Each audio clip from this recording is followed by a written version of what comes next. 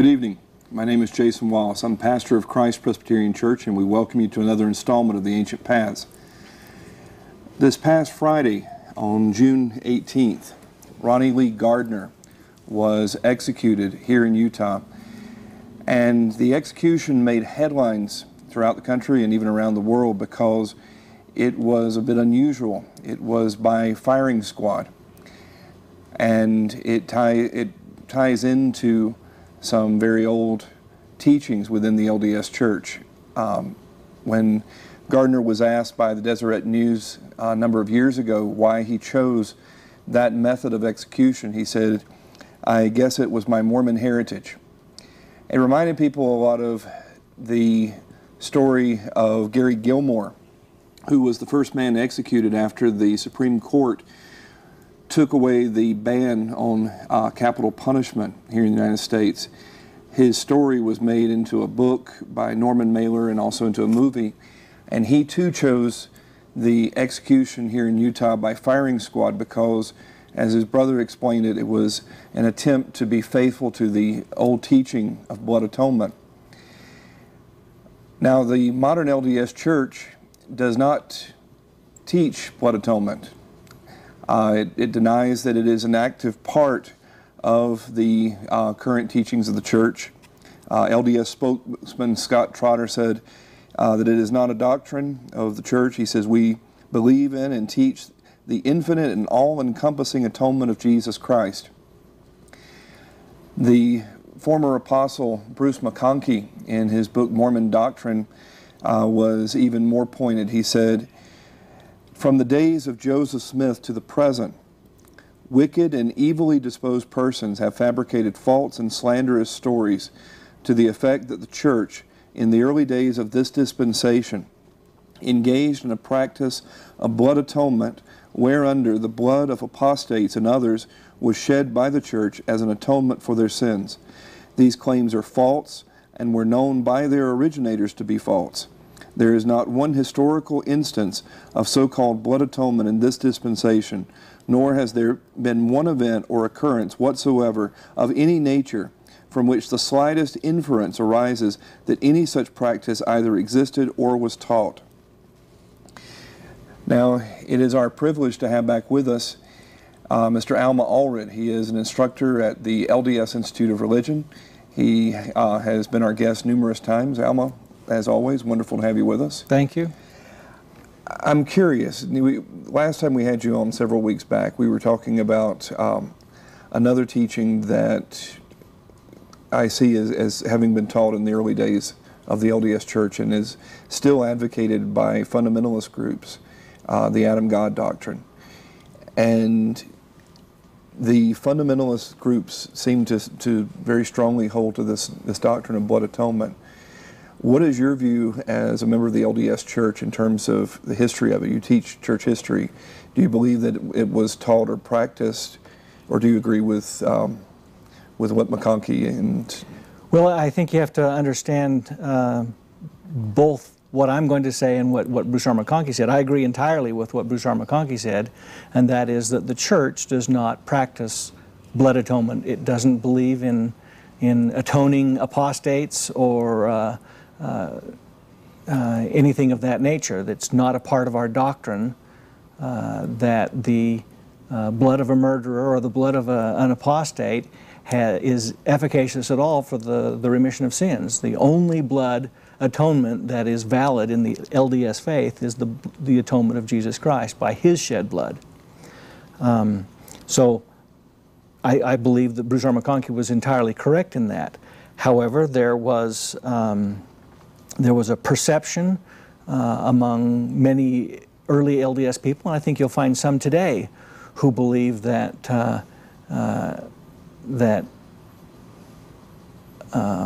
murderers, well, in fact, I believe that I believe in capital punishment. And I think early they felt that hanging wasn't good enough, that their blood had to be shed. There were some early people who believed that was the premise, that unless the blood was shed, it didn't work. But I think if they'd have thought about it a little longer, they would have realized that death is death, as Bruce R. McConkie later wrote in a letter to the the dean of the law school at the University of Utah, who asked about this principle. I'm not sure it's as much Mormon overtones as the firing squad was a mode of execution in Nevada and Oklahoma and Utah. I did a little bit of research, and for the history of the state of Utah, I think now in 1998 there have been 49 executions. Add Ronnie Lee Gardner, I don't know if there have been others in Utah since between 1998 and Ronnie Lee Gardner, but out of those 49 people, all but 9 have chosen firing squad over any other method of execution. It occurred to me that 4 out of 5, when given the choice, choose the firing squad because you know, they would prefer to be shot rather than hanged, I think simply because they feel that it's quicker and less painful. Well, now Joseph Smith, I don't think we have this quote, but he said that, and this is from the history of the church, that he was frustrated with the practice of hanging, and he says that if a man should kill another, he said, I will shoot him or cut off his head, spill his blood on the ground, and let the smoke thereof ascend up to God. And if ever I have the privilege of making a law on that subject, I will have it so. And he didn't seem to develop that idea that much. But when the Mormons moved to Utah and were able to establish their own laws in 1851, they did establish that as there were three ways of execution. There was hanging still, but there was firing squad and also beheading. Yes, and there was never any instance of anyone actually beheaded, but it was one of the provisions. Yeah, I think that, well, once again, that ties into the spilling of blood, but guns are a little bit safer than the headman's axe, but the or a little more sure. If he wavers, it can make it even worse. But we see that during what's popularly known as the Mormon Reformation, during the time leading up to the Mormon War in 1856, it seems as if even in a few years prior to that, but especially in 1856, we have some development of that doctrine with Brigham Young. Now, 3 years earlier, he said in the Journal of Discourses, Volume 1, after recounting a dream where he slits the throats of 2 apostates, he states, this would have been General Conference, he says... Well, not necessarily. Journal of Discourses were General Conference? No, they were all kinds of discourses throughout the year. Okay. I don't have the date, so I don't know for certain, but it's out of the Journal of Discourses, Volume 1. He says, I say rather that than that apostates should flourish here, I will unsheath my Bowie knife and conquer or die.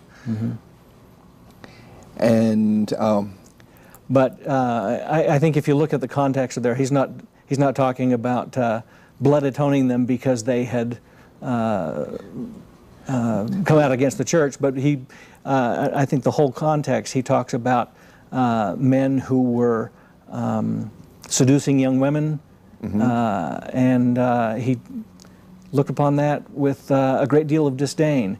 And I think there's a bit of hyperbole involved here. In fact, they asked him what to do with some of these people at another time, and he said, cut off their tails right behind their ears.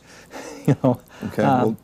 Well, the imagery that you see in Smith, it seems to carry on, but then really gets developed in 1856. Once again from the Journal of Discourses, this time from Volume 3.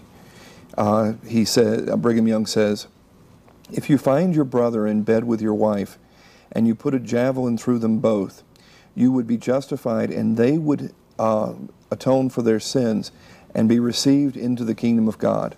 There is not a man or woman who violates the covenants made with their God that will not be required to pay the debt. The blood of Christ will never wipe that out. Your own blood must atone for it. And we have a number of other quotes that he seems to put forward this idea that the blood of Christ is not sufficient for the sin of LDS apostates, and that actually in that case it wouldn't be an LDS apostate, it would be a backslidden Mormon. Well, or backslidden, but But I mean, he deals with apostates as well in some of these. But he seems to teach that there is an atoning by the physical shedding of the blood, that whereas hanging wasn't sufficient. Now, you know, if you shed their blood, if you actually cut their throat or shoot them, that shedding of the blood helps make up for their sins. Yeah, I wouldn't be surprised if he harbored some of those thoughts based on Old Testament passages, and I think it goes back to I believe it's Genesis 9, shortly after the flood, where the Lord says, "If man sheds man's blood, by man shall his blood be shed." But because in the image of God made he man. Yeah, and I think they're seeing that in a very literal sense. I think, though, if you were to sit down with Brigham Young and say, what if a man strangles his neighbor and no blood is shed? Is he still guilty of murder? Should his blood be shed? And I think Brigham Young would probably say, well, yeah, we believe in capital punishment. But then again, it's not the church that does that. It's the civil authorities. But we see that there was a great celebration of the fact, from, you know, with quotes from John Taylor and others, that now they had those two together here in Utah. We don't have the quotes, but actually, I think you'll find that Brigham Young lamented that they did not have them, and that we could not practice that because it was against the law.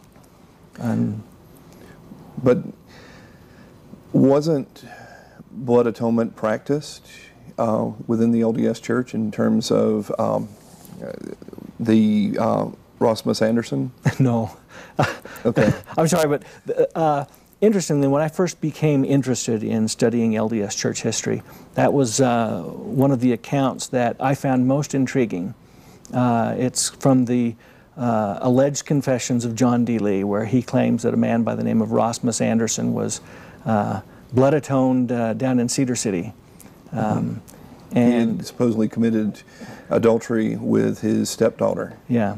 And I was interested to find that the LDS Church had said consistently, year after year after year, that there was no evidence of anyone being blood atoned by the church, particularly for apostasy or any grievous sin. And I did a little research on my own, and I followed up on it, and it's, I would say that in having read the Confessions of John D. Lee, I have found fewer other books as ludicrous. And the account of Rasmus Anderson with a couple of others, and in fact, some of these reports actually led to the murder of Mormon missionaries in the South. There were 2 Mormon missionaries who were murdered as a result of some of these reports of a bishop, and I think his name, he was referred to as a Bishop West, who had blood atoned someone. And the church did everything they could to try to track this down. They found out there was no such bishop from the place that this originated. And so I mean, when we bring up Rasmus and others of that ilk, I don't give it any credibility. Let's back up. One of the things, and I tread lightly on this, and because I understand that there are things that are sacred to LDS that are not, can't be discussed in public, but didn't Brigham Young introduce oaths of vengeance within the temple during this time of Reformation, that they promised to avenge the blood of Joseph Smith, avenge his killers and to kill them? Actually, there have been quite a few studies on that. The church always denied that. Wilford Woodruff said there was no such thing. I think, give me a second, Van Hale did a pretty good study on this. Wilford Woodruff, president of the church, when that was brought up at there was a lawsuit where the reorganized LDS church was suing the Church of Christ Temple lot in Independence, Missouri. And LDS leaders were called back there to testify. And Wilford Woodruff stated that there was a passage from the book of Revelation quoted in the temple that the Lord would I don't remember the specific wording, but it's, I think it's from the 9th chapter of Revelation. And he said, as far as that, it was that the blood of the martyrs who were beneath the altar, that we would pray that their blood would be avenged. But there was no such thing as an oath where people promised that they would.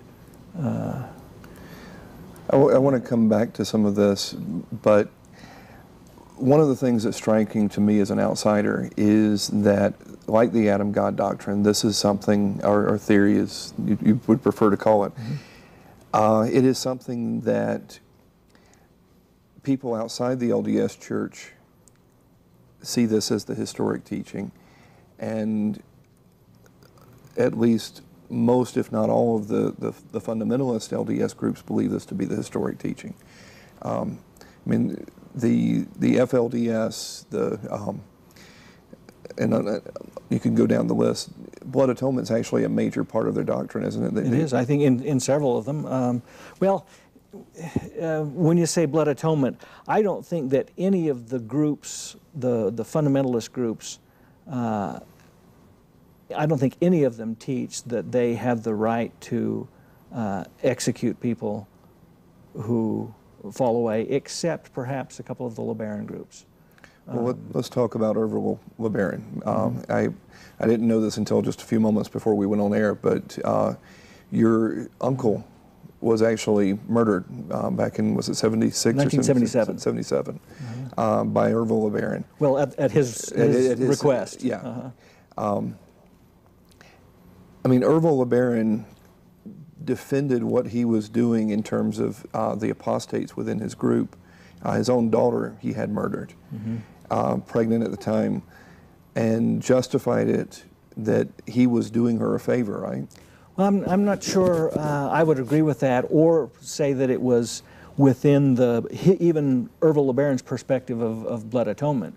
Orville LeBaron believed that he could kill people who stood in his way. And I think, I mean, he at the time threatened to kill the president of the LDS Church, and I think at the time, was it Jimmy Carter was the president? Yeah, 77. I mean, he, and when you look at what the church has been charged with, is saying, well, they believe that apostates or gross sinners can have their blood shed and be atoned for them. That would not have applied to anyone not of Orville LeBaron's group. I mean, if that were the premise, Jimmy Carter, president of the LDS Church.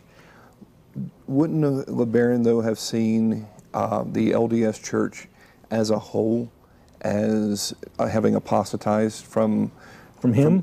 From the historic teachings of Brigham Young. Well, I think that he may, yeah, I think he would probably conclude that. But, well, when you look at the history of the LeBarons, they believed that Brigham Young didn't have the authority that they had. So they would have probably classified Brigham Young along with it. Well, now, there's actually out on YouTube an interview with one of his, with Orville LeBaron's wives, who was charged but found not guilty. Rena Shanoff? Yeah, I was reaching for her name there and was drawing it blank. She was tried for one of the murders, was acquitted, but then later confessed to it all. And she states that blood atonement was the argument that was made for the killing of the apostates, that this was actually doing them a favor. I haven't seen the video, so I, you know. The Dan Lafferty, another example of the fundamentalist side of Mormonism. Dan Lafferty appealed to blood atonement to kill his sister-in-law and cut her throat in that belief, right? Yeah, as I understand it, yeah. And, so, I mean, and it's interesting that, you know, that we point to all of these people who are avowed enemies of Mormonism. I mean, the Laffertys thought we were, you know, way past redemption, and the LeBarons. And I think if you look at that, look at historically, there are people who break off from the LDS Church, who adopt irrational and incredibly destructive doctrines that that we consistently say never were a part of Mormonism. But it's not just outside the lines. Also within the lines, you have people like Gary Gilmore, who was brought up in LDS home, Rodney Lee Gardner. They see themselves as fulfilling blood atonement in their executions. And Peggy Fletcher Stack from the Tribune did an article a few weeks ago where she was quoting from the legislator who pushed to have the firing squad eliminated as a choice. And I think, was it 2004, Utah actually voted that they would do away with the legislature did away with the firing squad, but there were people who were already on death row that they were grandfathered in and were allowed to still had the choice. Still had the choice. It's not an available choice to anyone that wasn't on death row at the time. But she quotes the legislator out of Bountiful as saying that they kept hearing when this first was brought up that there was a lot of talk in LDS circles. Don't we need to keep this because of blood atonement? Don't we need to be able to have blood atonement available? Well, and I would say that many of those people are ignorant of what the church teaches. The only thing that you will find that's remotely related to that is what we cited in Genesis, that he that sheds man's blood, by man shall his blood be shed. And it has to do with capital punishment. I would never call that blood atonement, and I don't think that Ronnie Lee Gardner would have perceived by LDS bringing up that that capital punishment was equal to what we would call blood atonement. The LDS Church teaches that the only blood atonement that exists is the atonement of Jesus Christ, His blood. There are other commandments that are required, and I believe that the injunction given by God that murderers are to die for their sin or for their sins or their crimes has not been revoked. Well, we're going to continue to flesh this out. I want to go ahead and open up the phone lines here. If you'd like to join in the conversation, our phone number here is 801-973-8820. That's 801-973-8820. We're discussing the doctrine of blood atonement. Or what I would say, the theory of blood atonement. Okay. All right, well, let's go back. I touched on what you see around 1856. To me as an outsider, during this time where it seems as if Brigham Young knows there's a confrontation coming. Even when they moved here, there was a sense that give me 10 years, and and 10 years later you have the Mormon War. To the day. Yeah, and so I won't take the time to flesh all that out today, but you see a preparation for that to me as an outsider makes perfect sense of what you see with the Mountain Meadows Massacre, in terms of the view that in killing these people that you're doing them a favor, but because I'd have to jump into that and say that was clearly an aberration, specifically from the instructions given by Brigham Young. Brigham Young called a group of men who became known as the Mormon Marauders, and he told them to make sure that the United States Army did not arrive in the valley that year. And he said, do everything you can, rustle their cattle, burn the fields, confiscate their supplies, but you're not allowed to shed any blood. They were specifically prohibited from doing so. I understand that there was some restraint in that regard, but to me it sets the table for what you see down in southern Utah. You know, the Marauders go up and stop the U.S. Army wagon trains in Wyoming and have to winter up there. Well, and not only that, I mean, when you look at the amount of supplies, I mean, they confiscated hundreds of thousands of pounds of supplies from the U.S. Army, hundreds of head of cattle, and they didn't kill one individual. They didn't shed one drop of blood in that entire military operation, which they considered a military operation, but they had to work by by bluffing the United States Army, and if it were to come to gunplay, they were required to back down. And so I hardly think that set the table for what happened in Mountain Meadows. Let's look at some of what was being taught at the time. Jedediah Grant in Journal of Discourses, Volume 4. Jedediah Grant, second counselor in the first presidency, right, at the time. He says, I say that there are men and women that I would advise to go to the president immediately and ask him to appoint a committee to attend to their case, and then let a place be selected and let that committee shed their blood. Okay. Okay. I fully recognize that that these were things that were said, but I also say that was hyperbole. Nothing of that ever actually took place. I mean, even last week, actually it wasn't last week, it was this past Monday, I was in a meeting and somebody said, what shall we do with these people? I mean, it was a meeting I was in my business and with UTA, and I says, I think they ought to be shot. Now, clearly, no one there in that meeting believed that I thought that people who cheat on the fare should be shot. It was clearly hyperbole, and I think that a lot of this fits in this situation simply because none of that was acted upon. That's a point of dispute, though, isn't it? I mean, I understand that the LDS Church denies it, but many of the people who left during this time, like Fanny Stenhouse and Eliza, Eliza Webb. Eliza Webb. See, you can read my mind. Okay. Said that the Danites were killing apostates. Yeah, they were, and that's what they were claiming. And this same claim raised its head during the Smoot hearings in 1904. And there were several very prominent apostates who had lived in the territory from the time of Brigham Young on, who stepped forward and said, yes, this is what's going on.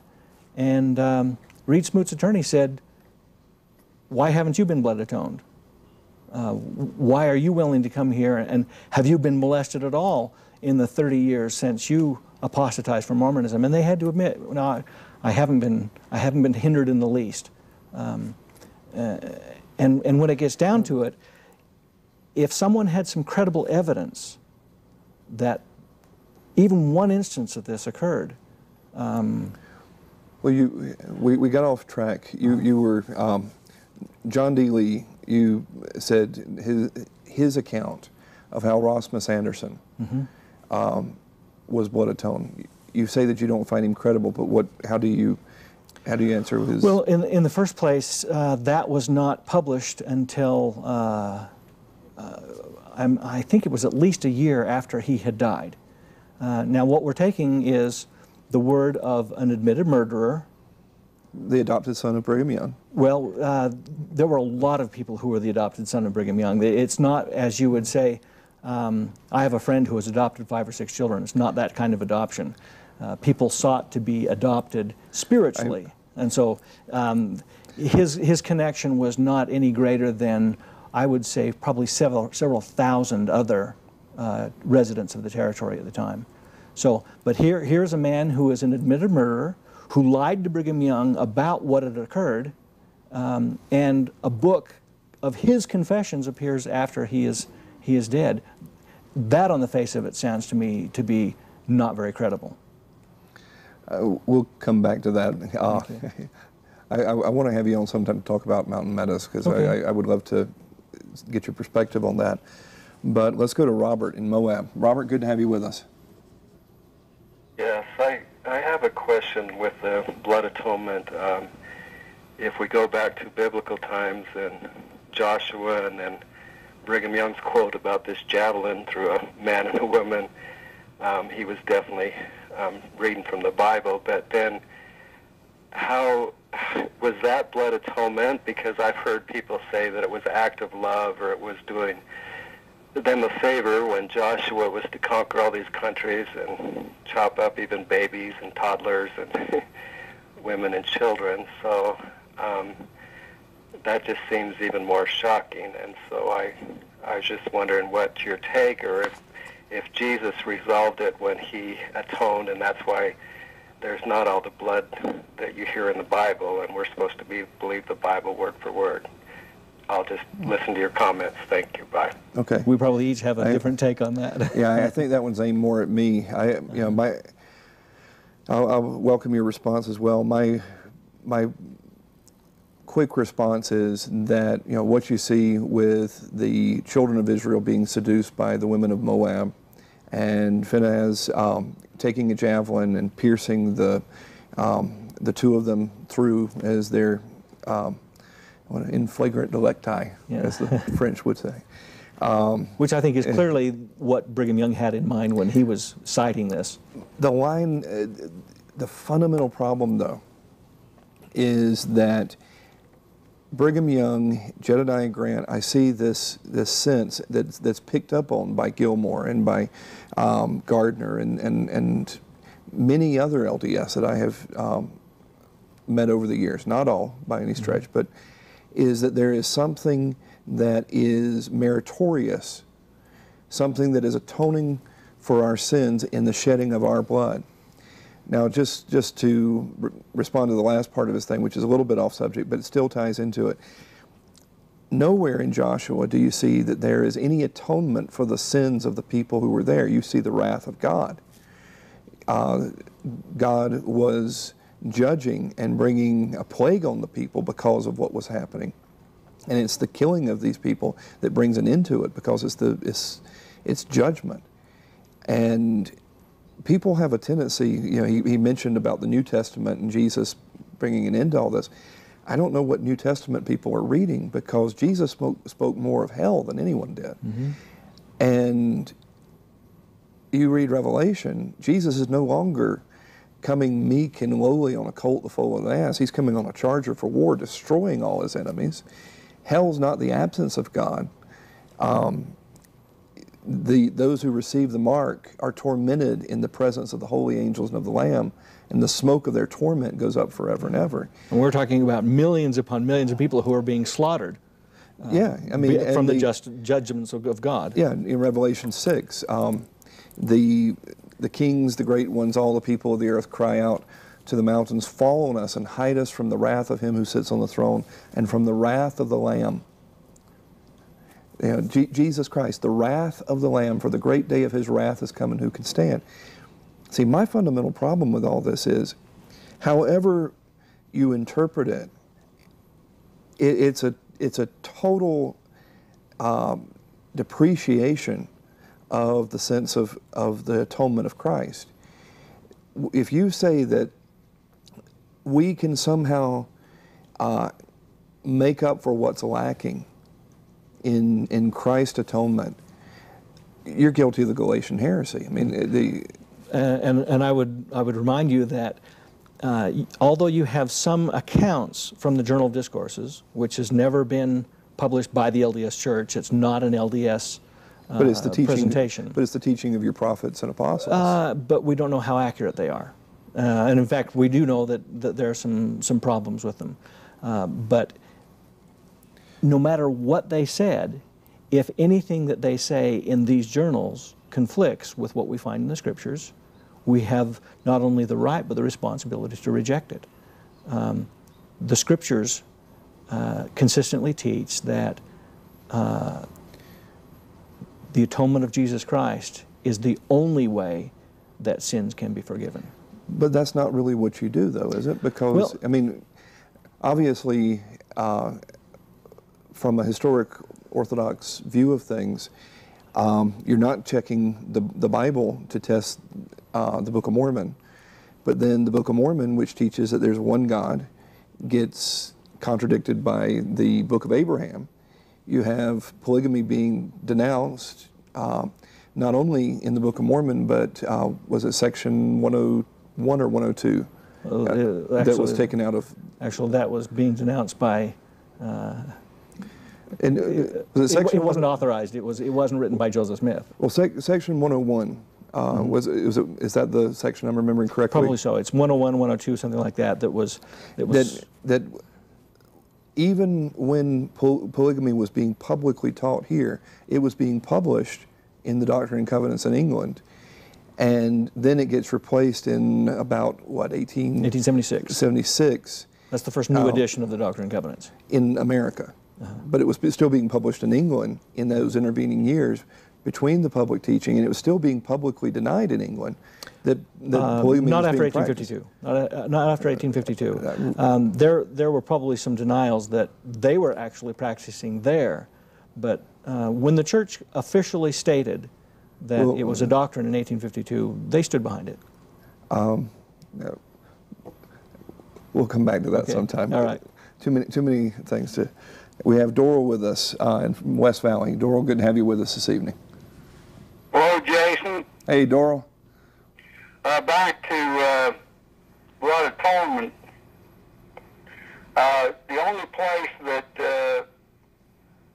there is a credible statement remotely connected to blood atonement is in DC 132:26, and that applies only to those who are sealed up to eternal life, who have been where their calling and election is made sure, and they're sealed up, and then after that, in other words, they'd be guaranteed heaven. After that, if they committed any sin except denying the Holy Ghost, then Or murder. if they were destroyed in the flesh, they would come forth in the first resurrection and go on to celestial exaltation. Okay, what's your question, now, Doral? that applies only to Mormons, and not just Mormons, but those who have been sealed up to eternal life. So if anybody's talking about blood atonement in connection with anybody else, that may be their idea, but that's not the Mormon church idea. And for example, when Mark Hoffman was being tried, Bill Hoffman wanted him executed so that blood atonement would take effect and put him into the celestial kingdom, and he backed off on that when he found out that that is not the case, and it would not particularly be the case in the situation in the case of his son. All right. Doral, appreciate your comments. Anything you want to add to what he's saying there? Not especially. The thing is, I think there's still a disconnect where people are concluding that capital punishment is equivalent to blood atonement. No, I think that they differentiate.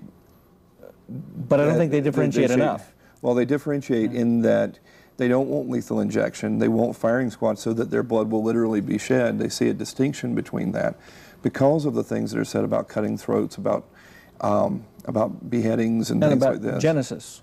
For example, I would submit that the perception among Mormons is that the law of God is that murderers are to be executed.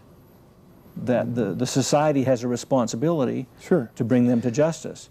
Now, I don't think that, I mean, I'm almost 56 years old, and I have never been in a church meeting where anyone has ever talked about blood atonement outside of the atonement of the Savior.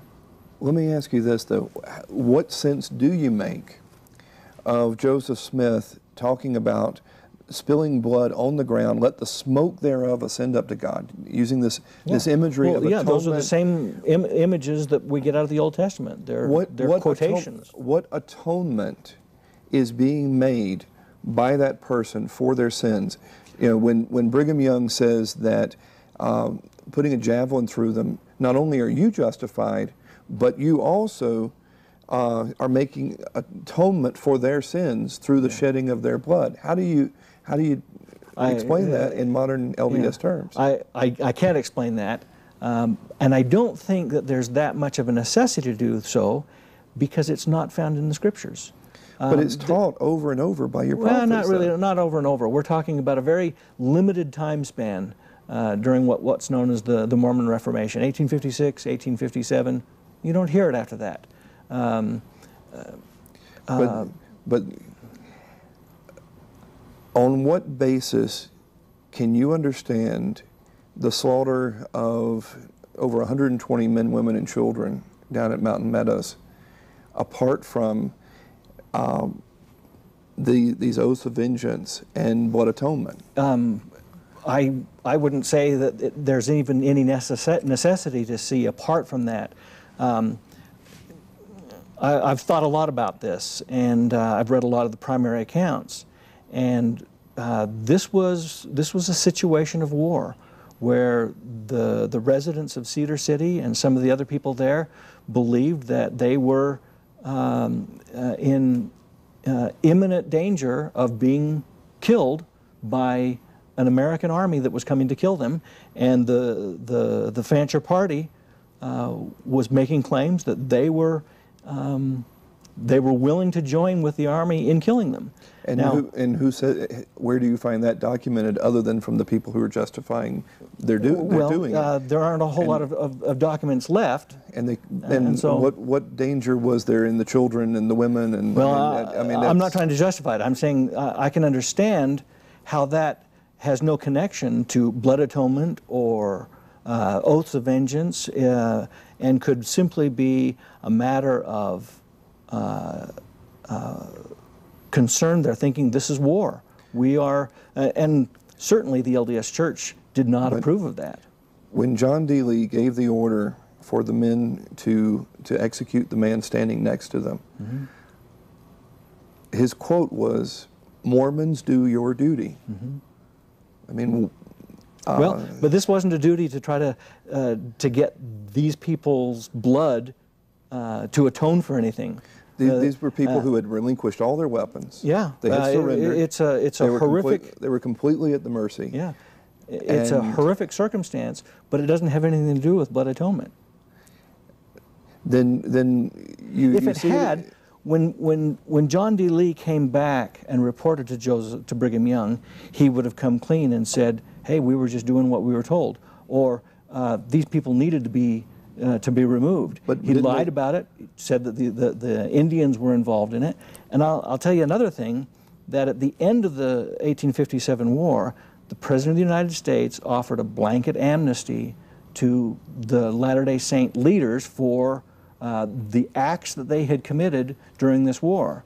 And Brigham Young was adamant that initially he felt that he hadn't done anything other than protect the people of the territory, but when they pointed out that we had actually stolen cattle from the army and actually billed them for the upkeep till the end of the war, he agreed, okay, I can be pardoned for that, but he insisted that the amnesty not cover the actions of Mountain Meadows.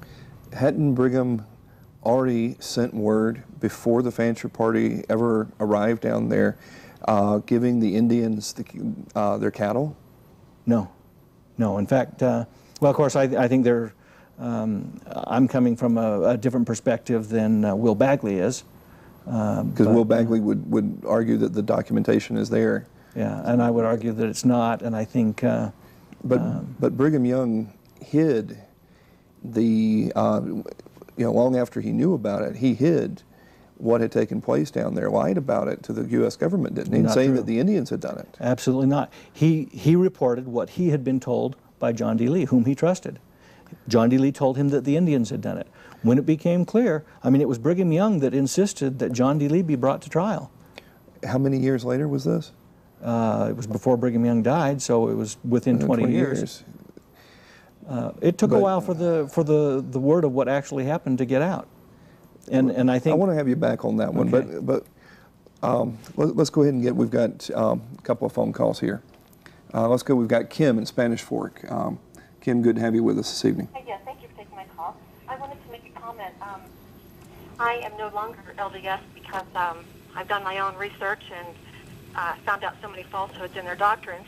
But when I was a member of the church, and when I went for my endowments at the Oakland, California temple, many years ago, before they took out one of the punishments, which was, the thumb to one ear and slit your throat to the other ear.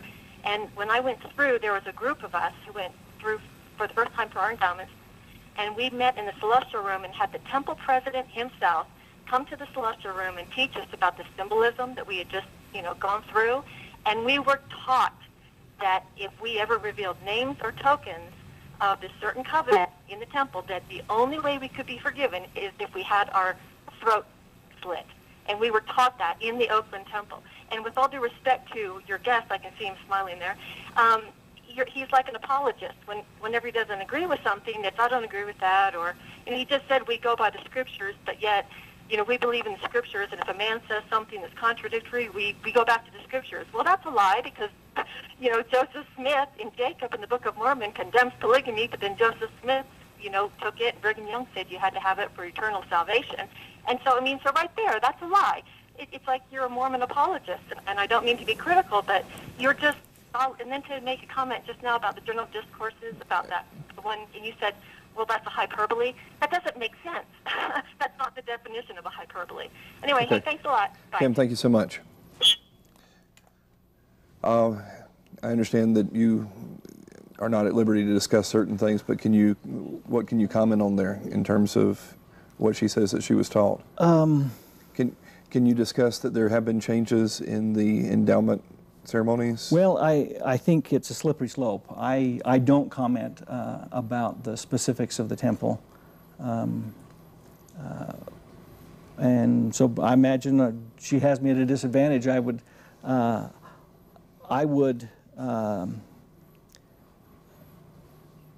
say that what she has said is not true. Specifically about being instructed in the celestial room in the Oakland Temple. Instruction doesn't take place in any of the celestial rooms. There are some problems with her reports. Well, she was stating that this was basically after the endowment, though. Yeah, after the endowment in the celestial room. And you will never there was find instruction being given in the celestial room. And she says Okay. the temple president came in and gave it. That's not true. And I can say that that will not happen. Well, you can say that it's highly doubtful to you, but you can't. Can you say with a certainty though that it cannot happen? Yes. Yes. So even if he would agree with, I mean, even if you're saying it's not possible that someone could have violated the rules and done. It doesn't happen. The temple instruction does not take place in the celestial room. That's just Nope. that's a fact. I have been an ordinance worker for many years in the temple. I've been to many temples, and you can take that to the bank. Okay. Only time I've ever been in a celestial room was when they were having an open house before the dedication. So, we have with us Lauren from Rockford. Good to have you with us this evening. Hello? You're on the air. Can you hear me? Yes. I'm interested. Where is Rockford? That's probably about 90 miles west of Chicago. Oh, okay. Great. It's northern Illinois. I'm actually going to Chicago next month. I didn't know that this station carried that far. Me either, but great to have you with us. It actually doesn't. I was calling in to talk to Sean McCraney because I had his telephone number, and I got a hold of the show and started talking, and I said, they told me what it was about, and I said, I have a question about that I've really been wondering about.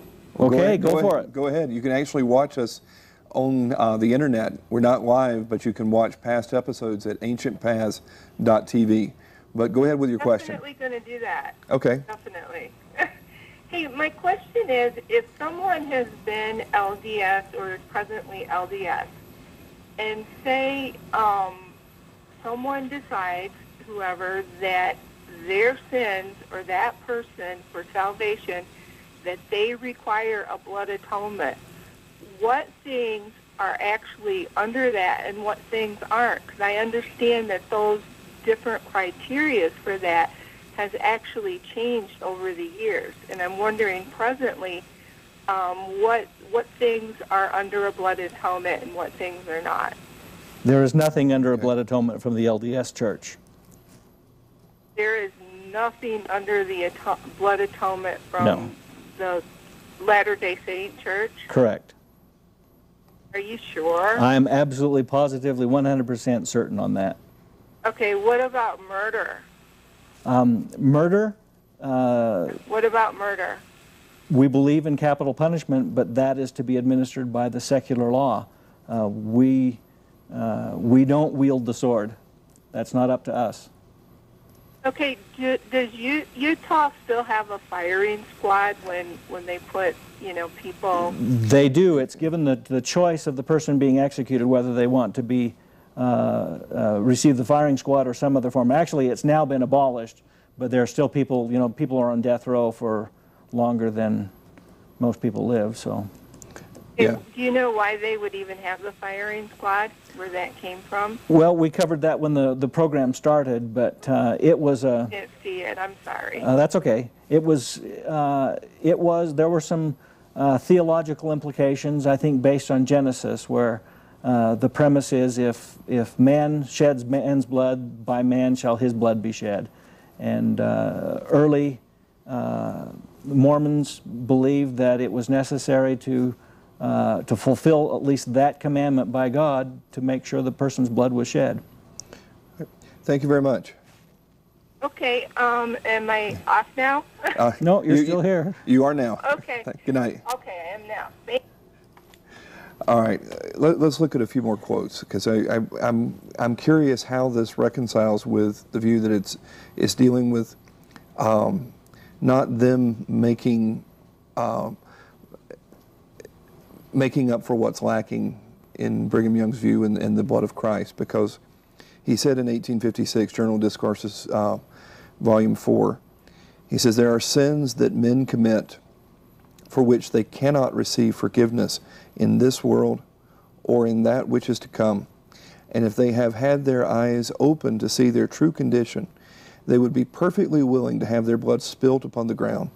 I know when you hear my brethren telling about cutting people off from the earth, that you consider it a strong doctrine, but it is to save them, not destroy them. I know that there are transgressors who, if they knew themselves and the only condition upon which they can obtain forgiveness, would beg of their brethren to shed their blood. Mm-hmm. How do you reconcile that with a view that it's supporting capital punishment, but it's not saying that Christ's blood isn't sufficient? He says there are sins that men cannot receive forgiveness for in this world or the next, only through the shedding of their blood. Well, I think that's a little stronger than what he put it, because even the book of Hebrews says that for some there remaineth no more remission of sins. Those are for people who've rejected Christ. Well, that's your perception. Well, that's the context. Yeah, well, I would say that the context is of people who have known the truth, have received a remission of their sins, and then come out in open rebellion against it. And for them, there remaineth no more a remission of sins, whether this life or the next. And whether or not they're executed has no bearing on whether or not there's still a remission of sins. I'm curious. There seems to be a diminishing. I mean, we've talked about in the nature of God that, from my perspective, the LDS view, God is not the infinite, eternal creator of all things. He is not God from everlasting to everlasting. He is an exalted man in the LDS perspective, and that robs God. I don't see those as mutually exclusive, by the way. I understand, but I mean, we've gone through all that in more detail,